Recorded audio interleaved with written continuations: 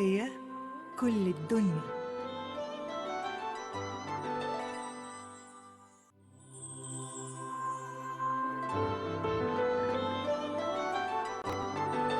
عدنا.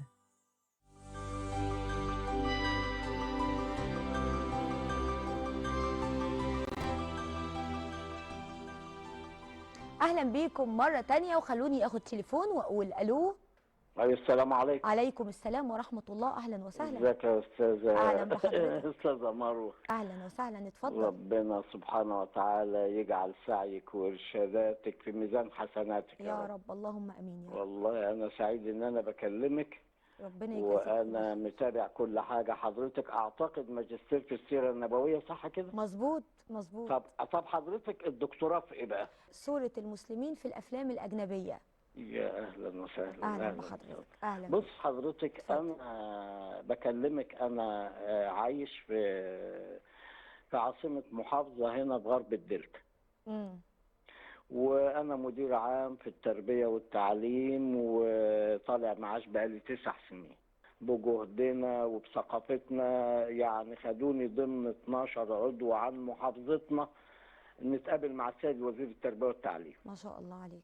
في والله في التدريب الوزاره بالقاهره، في حاجه اسمها في العجوزه هناك. المركز بتاعنا كان في العجوزه. فين ماشي المشكله حضرتك. بقى؟ فين المشكله؟ المشكله حضرتك، انا زوجتي توفت سنه 2020، وكانت مهندسه معانا هنا في المحافظه بتاعتنا، وهي كانت ست فاضلة جدا جدا جدا، أدب وأخلاق عالية وذوق والتزام ربنا واحترام. يرحمها يا رب. رحمة الله عليها. ربنا يرحمها. الست دي في يوم من الأيام رحمة الله عليها كانت سبب في إن أنا نقضي الفريضة أنا وهي، وكنت بسن 40 سنة وهي كانت ما كملتش 34 سنة. ما شاء الله. اللهم صل على النبي. رحتوا الحج؟ رحنا الحج يا ما فندم. شاء الله. ايوه بالظبط، من 29 سنه يا فندم. المهم انا انجبت ولدين وبنت. البنت اكبر واحده، حاليا هي في امريكا. تمام. حاليا في امريكا، و90% من اخلاقها زي امها. رحمه الله عليها. رحمه الله عليها. خدت بال حضرتك؟ يعني زوجتي كانت معاها مؤهل عالي، وفي نفس الوقت كانت معاها دبلومه في الدعوه والارشاد من وزاره الاوقاف. ما شاء الله. فين المشكله؟ قول لي المشكله وكانت سريعا. حافظه كتاب الله. يا حاج، انا عايزه اعرف منك عشان اقدر اساعدك. انا سامع حضرتك والله. بنتي حاليا في امريكا. خدت بال حضرتك، وزوجها حاصل على دكتوراه بزنس ادمنستريشن، ومعايا ابني هنا الوحيد اللي موجود معايا في البلد هنا، محترم ومعاه مؤهل عالي، وزوجته معاها ماجستير في القانون الدولي. جميل. انا مش شايفه مشكله لحد دلوقتي. المشكله هقول لحضرتك، هحط لها عنوان: انا اللي جنيت على نفسي بسبب ثقتي في ابني، وكانت ثقه في غير محلها. ليه؟ عمل ايه؟ ابني حولني من راجل مستور لطبقه المحتاجين يا استاذه. الولد الصغير الاخراني قال لي نفتحوا له محل ملابس. فتحنا له محل ملابس من 10 سنين بالظبط. حقق خسارة في سنتين 90,000 جنيه، ما يعادل النهاردة نص مليون جنيه. الكلام ده كان سنة 2013 و2014.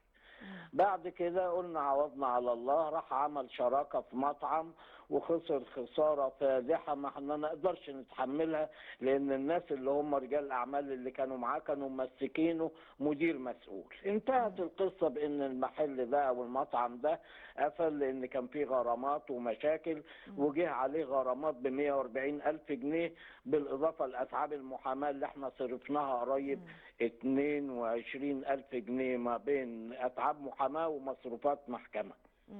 بعد كده عمل شراكة في مطعم جديد، دخلنا في قصص جديدة، ولا بيسمع كلام ولا إرشاد ولا نصيحة. يعني ابنك كل ما بيجي في دماغه فكرة انت بالنسبة له الفانوس السحري. أنا بالنسبة له بينكسر دراعي أو بيلوي دراعي. حضرتك ليه بتنفذ له طلباته؟ ما هو انا دلوقتي انا بلاقي كل اللي حواليا ان طب زي بعضه. طب اخر حاجه عملناها اشتريت له سياره، اشتريت له عربيه.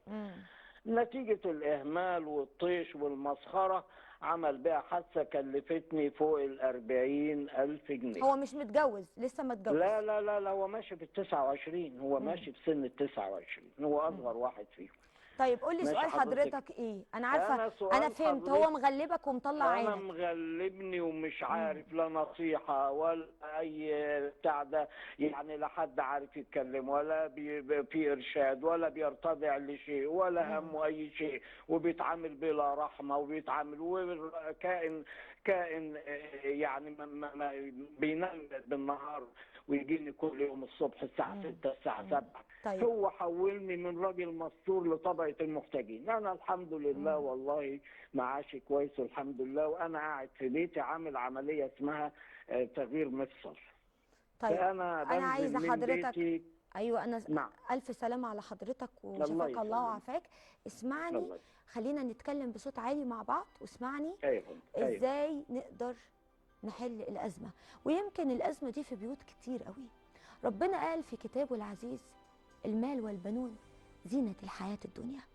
الدنيا اكيد بالمال ايسر وبالولاد احلى، لكن خلينا كلنا نتامل بدقه تعبير في الايه. ربنا قال زينه وليس قيمه. وللاسف ابنك ما كانش زينه حياتك، ولا قدر يكون الابن اللي تفتخر بيه في الدنيا. يمكن ربنا كرمك في 2 بس هو شويه متعب وشويه مش عارف هو عايز ايه. بس خليني واضحه معاك، انت شاركت في ده، خليته شخص اعتمادي من الدرجه الاولى، شخص ما يعرفش يتعب في شيء ولا يكون له هدف.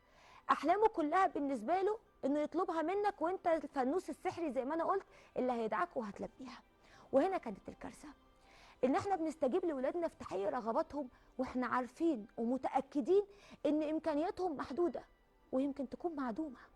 فبدايه الحل لازم تكون منك انت، لازم تقفل حنفيه الفلوس. ما تعملش اعتبار لكلام الناس، وتعتبر ان ده اختبار من ربنا لصبرك، قوه ايمانك. ربنا عايز يشوفك هتصبر ولا لا. كرمك في 2 فعايز يشوف فعلا هتصبر على البلاء في الثالث ولا لا، وهتشغل عقلك ولا هتسمع كلام الناس. يمكن اللي انت فيه دلوقتي يكون صعب، يكون من الحاجات اللي وجعاك، لكن الحمد لله هو ابتلاء بسيط، وابتلاء يقدر يتعالج لو انت فعلا ما استجبتش لأي حد وما تأثرتش بكلام الناس وكنت واضح وصريح. مش هعمل لك أي حاجة تاني، ماليش دعوة بيك، علاقتي بيك ما هي إلا علاقة أب وبابنه وبس. لو انت شايف ان انا ATM او انت شايف ان انا بني ادم هتفضل تستغله للابد، انسى، انا مش هعمل ده. ويمكن دي تكون بدايه التعليم الحقيقي في حياته. يمكن هو محتاج ان انت تبعد عن حياته، حتى لو انت خايف انه يجرى له حاجه او يتلم على شله سوء. لو ربنا كاتب له شيء هيجرى له، مش انت اللي حاميه. لازم يبقى عندك يقين في ربنا اكتر من كده، ما تتعبش نفسك معاه اكتر من كده. سيبه لاختبارات الدنيا عشان تصلح حاله، لان في حاجات كتير قوي ما بتترفعش والبني ادم ما بيتصلحش الا بالابتلاء. فارجوك سيبه للدنيا، تعلمه اللي انت ما عرفتش تعلمه له. خليني اخد تليفون تاني واقول الو. السلام عليكم. عليكم السلام ورحمه الله. استاذه مروه، انا عندي مشكله. اتفضلي. عايزه حضرتك تقولي لي رايك فيها. اتفضلي تحت امرك. دلوقتي حضرتك انا رميت هدوم جوزي من البلكونه. رميتي هدوم جوزك من البلكونه؟ اه. ليه؟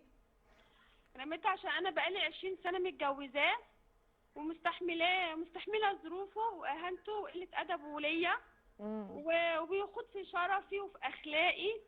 وانا دلوقتي عيالي كبروا وبقوا يسمعوا الكلام دوت، فانا صراحه رحت عملت له محضر في الاسم.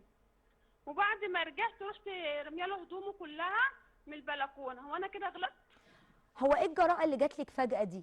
يعني انت بتقولي بقالك 20 سنه بيهينك وبيضربك وبيعمل فيكي كل حاجه. ايه فجاه بقى التحول اللي حصل في شخصيتك انك رحتي عملتي محضر ورحتي رميتي له هدومه من البلكونه؟ اكيد في سبب. انا تعبت وانا ما كنتش كده، هو غيرني كتير. هو اللي وصلني لده كله. يعني انت حاسه ان انت من كتر ما اتضغطتي حصل لك انفجار خلاص؟ ايوه. وعلى فكره دي مش اول مره ان انا امشيه من البيت. وولادك رايهم ايه؟ اكيد ولادك كبروا ما شاء الله، انت بتقولي في جامعات. ايوه ولادي في جامعه، انا ولادي بيتكلموا معايا بيقولوا لي يا ماما انت ليه مستحمله ده كله. امم ف- يعني ولادك معاكي وشايفين بعينيهم الظلم اللي واقع عليكي. فليه انتوا فبقول لهم عشانكم. مم. يعني طب انت عملتي ايه؟ يعني رحتي لميتي الهدوم وحطيتيها في شنطه وحطيتيها له، رميتيها له وهو تحت؟ لا انا ما حطيتهاش في شنطه، انا خدتها كده من الدولاب ورميتها وهو واقف تحت. اه.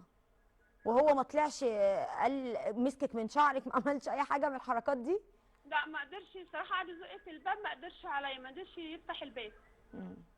طبعا الناس في المنطقه كلها عارفه، بتسمع بصوتكم وعارفين كل الاشياء دي. والله مش عارفه بقى الناس ساعتها سمعت ولا لا. طيب اسمعيني، انت سؤالك انا غلطانه ولا لا؟ اسمعيني. طيب خلينا نسال نفسنا سؤال، ليه ربنا خلق حواء من ضلع ادم؟ ادم عليه السلام، سيدنا ادم ما كان قادر ان يخلقها من تراب مستقل، كان بخلق ادم لوحده، لكن ربنا بعزته وحكمته عمل كده عشان حواء تحس طول الوقت انها جزء من ادم، وادم يحس طول الوقت انها جزء منه. ده اتقان الخالق والطريقه الحكيمه عشان الراجل والست يبقوا حاجه واحده. الراجل والست اللي بيجمعهم اكتر من سقف وابعد من سرير، لان في ناس كتير قوي محدده العلاقه هي بس مجرد علاقه الحميمه. لا، ده العلاقه اكبر من كده بكتير. العلاقه اللي المفروض تكون موجوده في البيوت المفروض تبقى مبنيه على الموده والرحمه.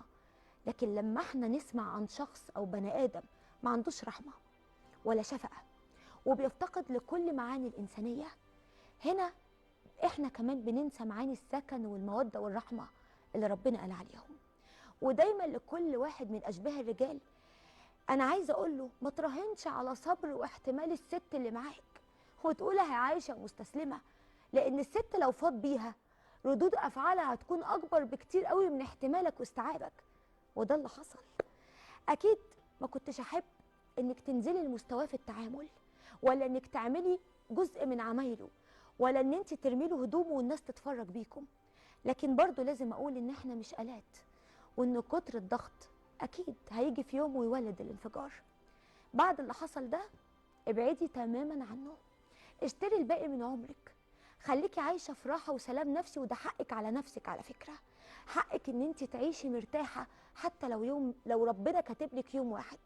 حق كل ست بتسمعني انها تعيش في سلام نفسي، ما تتهنش قدام عيالها، ما تتضربش قدام عيالها، الناس ما تسمعش بيها ولا الجيران. ده حقك. يمكن تصرفك جه بعد 20 سنه، ويمكن من الاول لو كنت خدتي موقف ما كناش وصلنا للي احنا فيه.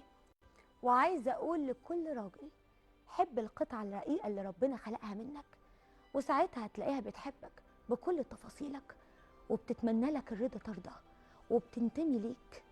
الستات مهما شفتوهم عصبيين او في ثانيه ممكن يغيروا ارائهم، لكن هي حاجه واحده اللي بتخلي كل ست في الدنيا قطه كده زي ما بيقولوا، وهي الرحمه، الحنيه، انك تحتويها، تضلل عليها، ما تجيش عليها ولا تحرجها ولا تكسرها قدام ولادها بالذات. عيب قوي انك تكسر مراتك قدام ولادها. فاتقوا الله في النساء، ودي كانت وصيه الرسول صلى الله عليه وسلم، استوصوا بالنساء خيرا. ارجوكم يلي بتتجبروا وبتظلموا وبتفتروا وشايفين ان دي الرجوله، انتوا مالكوش علاقه اطلاقا بالرجوله. الحمد لله انك فقتي حتى لو بعد 20 سنه. خلوني اطلع وارجع تاني مع حكايات مروه عزام.